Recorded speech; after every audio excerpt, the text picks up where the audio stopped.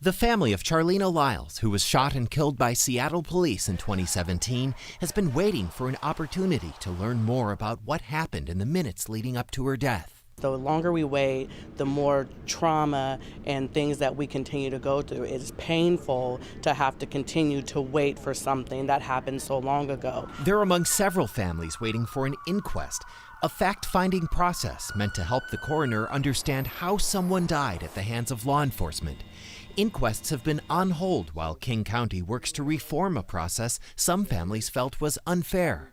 King County Executive Dow Constantine announced Thursday that the county has made changes and is ready to resume these fact-finding hearings. My message is, we heard you. You wanted a process in which you could have more faith. We listened very carefully to the families, yes, but also to law enforcement and many others within the community to try to create a process designed to make sense of a confusing and tragic situation.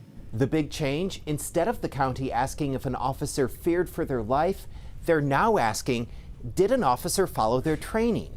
Another change, families will get a louder voice in the process.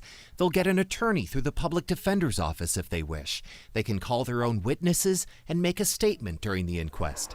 The county says its new goal is not to find out if an officer-involved shooting is justified, but rather to determine if an officer followed the rules.